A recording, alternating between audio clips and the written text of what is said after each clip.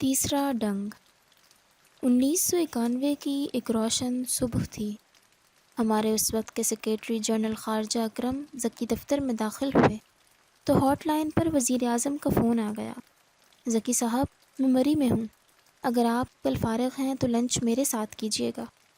اب ظاہر ہے ذکی صاحب کے پاس تو انکار کی گنجائش ہی نہیں تھی، لہٰذا ان کی طرف سے رضامندی کا اعلان سنتے ہی وزیر اعظم نے دوسرا حکم دیا، آپ آتے ہوئے میاں صاحب کو بھی ساتھ لے آئیے گا۔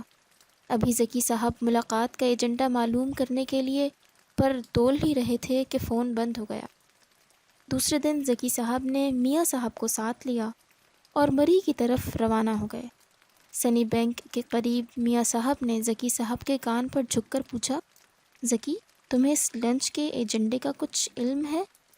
اکرم ذکی نے سرگوشی میں جواب دیا، کچھ۔ میاں صاحب کی آنکھوں کی چمک بڑھ گئی اور وہ کھسک کر ذکی صاحب کے مزید نزدیک ہو گئے۔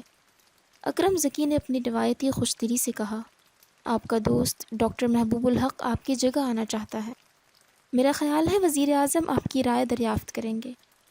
میاں صاحب کی آنکھیں بجھ گئیں۔ انہوں نے گھبرائے ہوئے انداز سے اکرم ذکی کو دیکھا اور کھسک کر ان سے دور ہو گئے۔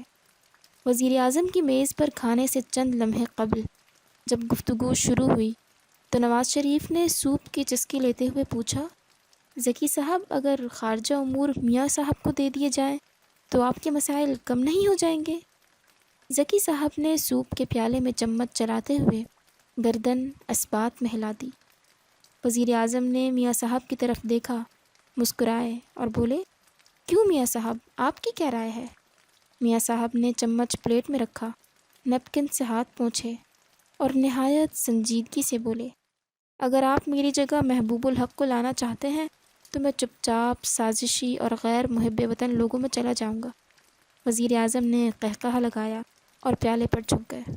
یہ میاں صاحب ماضی کے وزیر خزانہ اور آج کے وزیر خارجہ سرتاج عزیز ہیں، جو اپنی روایتی جرأت اور منہ پر جواب دینے کی عادت سے 1991 میں تو سازشی اور غیر محب وطن لوگوں میں جانے سے بچ گئے، لیکن 98 میں کیونکہ فیصلہ ڈائننگ ٹیبل کے بجائے ڈرائنگ روم میں ہوا تھا اور اس دوران فیصلہ کرنے والی قوتوں کے سامنے سوپ کا پیالہ بھی نہیں تھا، لہٰذا سرتاج عزیز کو اس طرح کی یہ مالا پہننی ہی پڑی۔ لیکن افسوس، ڈاکٹر محبوب الحق جو 1991 میں سرتاج عزیز کی جرأت کے باعث وزیر خزانہ نہ بن سکے، 98 میں بھی سرتاج عزیز کے سرنڈر کے باوجود اپنی حسرت پوری نہ کر سکے اور وزیر اعظم کو مجبوراً مرحوم کی جگہ ان کے شاگرد رشید حفیظ پاشا کو دینی پڑی۔ وزارت خارجہ سے سرتاج عزیز کی نفرت آج کی بات نہیں، یہ 26 برس پرانا قصہ ہے۔ وہ ان دنوں پلاننگ کمیشن میں جو جوائنٹ سیکریٹری ٹریڈ اور ڈاکٹر محبوب الحق مرحوم جوائنٹ سیکریٹری اکنامک پلاننگ ہوا کرتے تھے۔ ان دونوں بزرگوں میں ان دنوں ویسی ہی دوستی تھی جیسی کوے اور غلیل میں ہوتی ہے۔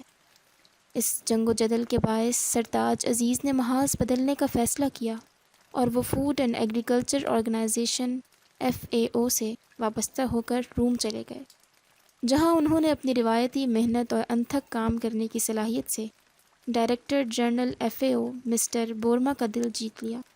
یہ ان کی شبانہ روز محنت ہی کا نتیجہ تھا کہ 1974 میں جب FAO نے ورلڈ فوڈ کانفرنس کے منصوبے پر کام شروع کیا تو بورما نے سرتاج عزیز کو اس کا آرگنائزر بنا دیا۔ پہلی کانفرنس ہوئی تو سرتاج عزیز نے 2 بڑی قراردادیں پاس کرا کر پوری دنیا میں تہلکہ مچا دی۔ پہلی قرارداد کی روشنی میں تیسری دنیا کو قحط اور غذائی بحران سے بچانے کے لیے ورلڈ فوڈ کونسل تشکیل پائی، جبکہ دوسری قرارداد کے نتیجے میں international fund for agriculture development IFAD کی بنیاد پڑی، جس کا کام چھوٹے ممالک کو زرعی قرضے فراہم کرنا تھا۔ امریکہ اور یورپ نے ان اداروں کی تشکیل پر کوئی اعتراض نہیں کیا، کیونکہ ان کا خیال تھا سرتاج عزیز جیسے شخص کے لیے فنڈ جمع کرنا ممکن نہیں ہوگا، جس کے نتیجے میں دونوں ادارے اپنی موت آپ مر جائیں گے۔ لیکن سرتاج عزیز نے عرب ممالک اور یورپ کے ایک ہی دورے میں یہ خیال باطل ثابت کر دیا۔ یوں ڈاکٹر محبوب الحق سے ان کے اختلافات امریکہ سرتاج دشمنی میں تبدیل ہو گئے، جسے سرتاج عزیز ایک وزادار دشمن کی طرح پچھلے 26 برس سے نبھا رہے ہیں۔ 1975 میں ایک طرف سرتاج عزیز کی شہرت کا ڈنکا پورے کرۂ ارض پر بج رہا تھا، تو دوسری طرف انہیں تیسری دنیا کے نجات دہندے کا ٹائٹل دیا جا رہا تھا۔ ان کی اٹھان سے محسوس ہوتا تھا آنے والے برسوں میں دنیا کی کوئی طاقت انہیں عالمی دانشور بننے سے نہیں روک سکتی۔ جب ان کی یہ نیک نامی حالات کو بھانپنے اور وقت کے تیور سمجھنے والے ذوالفقار علی بھٹو تک پہنچی تو انہوں نے سرتاج عزیز کو ڈائریکٹر جنرل FAO کے الیکشن میں کھڑا کر دیا۔ اس دور میں دنیا کے ہر اخبار نویس کو ان کی کامیابی واضح دکھائی دے رہی تھی۔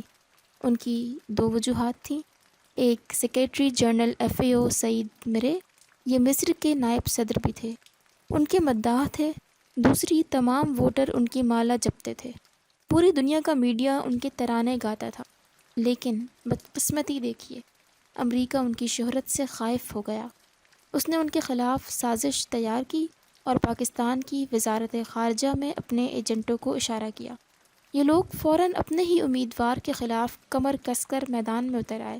چنانچہ ان برادران یوسف نے ان کے ووٹ توڑنے کے لیے وہ حرکتیں فرمائیں جن کے ذکر ہی سے زبان میں لکنت اور کانوں میں پیپ پڑ جاتی ہے۔ سرتاج عزیز ہار گئے، ملک واپس آ گئے، لیکن ان کے حوصلے نہ ٹوٹے۔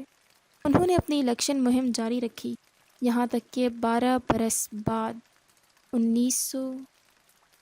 1988 میں جب وہ جو حکومت میں ایڈوائزر تھے، انہیں اپنی پوزیشن بحال کرنے کا موقع مل گیا، لیکن عین وقت پر صاحبزادہ یعقوب خان نے یونیسکو کے DG کے الیکشن میں کاغذات جمع کرا دیے۔ وزارت خارجہ میں اس وقت بھی امریکہ نژاد پاکستانیوں کا قبضہ تھا، کچھ صاحبزادہ یعقوب علی خان کی لابنگ بھی مضبوط تھی، لہٰذا دفتر خارجہ نے اعلان کر دیا، ہم بیک وقت 2 امیدواروں کی انتخابی مہم نہیں چلا سکتے۔ میٹنگ ہوئی تو اس سرتاج عزیز کو ڈراپ کر دیا گیا جس کی کامیابی کے 90% امکانات تھے، اور اس یعقوب علی خان کو میدان میں اترنے کی اجازت دے دی گئی جسے اپنے ہی ملک کے وزیر اعظم کی تائید حاصل نہیں تھی، لہٰذا پاکستان کو کوئی نشست نہ ملی۔ وہ دن اور آج کا دن، سرتاج عزیز جب بھی وزارت خارجہ گئے انہیں اس عمارت اور اس کے باسیوں کے دیے زخم یاد آ گئے، جس کے بعد ان کے لیے آواز کی تلخی اور لہجے کی نفرت چھپانا ممکن نہ رہا۔ بہرحال آج یہ سرتاج عزیز مختار کل بن کر اسی عمارت میں آ بیٹھے ہیں جس نے ہمیشہ ان کا راستہ روکا، جو 25 برس تک ان کی کردار کشی کرتی رہی، جہاں سے ان پر الزامات کے گولے داغے جاتے رہے، جہاں سے انہیں ایٹمی دھماکے کا مخالف قرار دیا گیا، اور جہاں سے آج کل یہ خبریں نشر کی جا رہی ہیں سرتاج عزیز کو CTBT پر دستخط کرنے کے لیے وزیر خارجہ بنایا گیا۔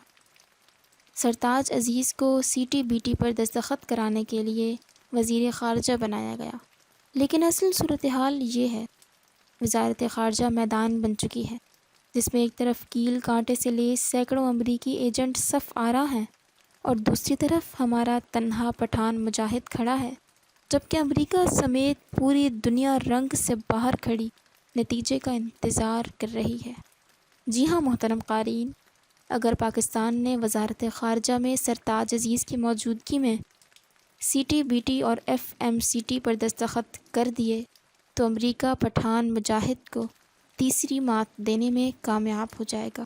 ساری محب وطن قوتیں اس صورتحال سے پریشان ہیں، لیکن میں مطمئن ہوں، کیونکہ مجھے معلوم ہے ایک کمزور ایمان مومن تو شاید ایک سوراخ سے دوسری اور تیسری بار ڈسا جائے، لیکن ایک پٹھان نہیں، خواہ وہ پٹھان سرتاج عزیز جیسا حلیم، سادہ اور عاجز ہی کیوں نہ ہو۔